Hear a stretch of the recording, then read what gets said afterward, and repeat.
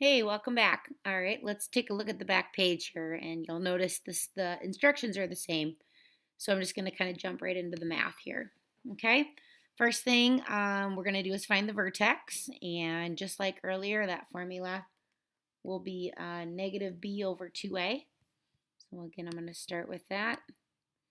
Negative b over 2a. Ooh, that's a bad a, but you get the idea. All right, so that will be, in this case, b is 4, so it would be negative 4 over 2 times negative 2, which would be a negative 4. So again, x equals 1 here. So that's the first number in this ordered pair. All right, if you just want to circle it, that's fine. But realize what we're doing is we're creating x, y values. We're creating ordered pairs. So to get y, we're just going to write our equation. But again, every time we see an x, we're going to replace it with the number we just got when we did negative b over 2a. So that's the 1. And then we're going to square it. Plus 4 times 1. And then plus 6. All right, well, let's just follow order of operations. So we get 1 squared is 1 times a negative 2 would be a negative 2. All right, 4 times 1 is 4, and then plus 6. So I like to add my positives. 4 and 6 is 10. Take away 2 would be 8. So this would be the ordered pair 1, comma 8. So I'm going to plot that one right away. 1, 2, 3, 4, 5, 6, 7. Should be the highest point on this graph. Okay. Again, I'm going to draw on my axis of symmetry. My axis of symmetry is that line right down the middle. It will always go through your vertex, so that's kind of an easy line to get drawn in after you plot your vertex. All right. Y-intercept is always the constant that is has no variables with it, so that's our C value. So 0, 6 would be right here. And I'm going to reflect that across the dashed line the same distance away. So it's 1 unit to the left of the dashed line. So I'm going to reflect it to the right and add a point in. Okay. Now we're going to come down below and I'm going to just list my A, B, and C values. So negative 2, 4, 6. So A is negative 2. B was 4. And C was 6. So that way when I use my formula, I can just kind of look over here without scrolling back up.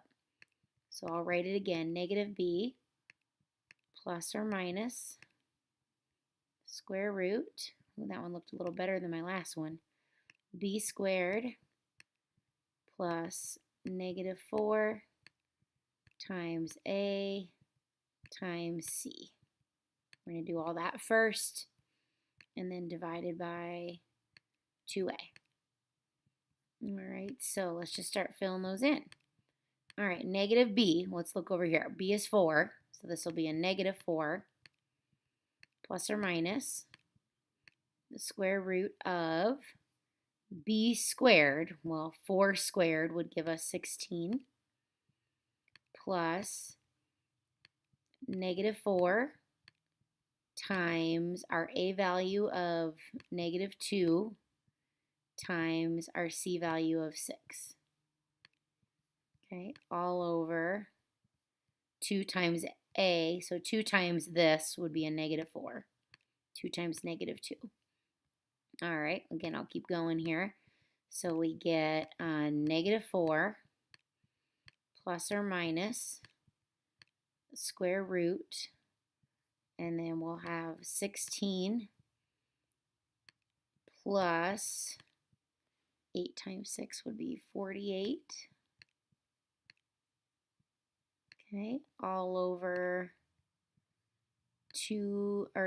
all over negative 4. That's messy, but you get the idea. Okay, 16 plus 48 is 64. So we get -4 plus or minus square root of 64 all over -4. All right, so let's come up here. So we get -4. I'm going to split them up right now. So plus the square root of 64, which is 8, all over -4. And then my next one, so this was, I guess, x. So we don't forget that we're solving for x, not an ordered pair.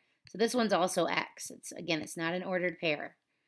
-4 minus 8 divided by -4.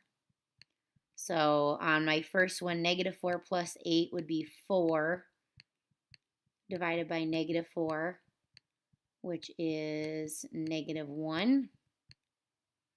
Okay, and then on my second one, I'll just bring that down a little bit.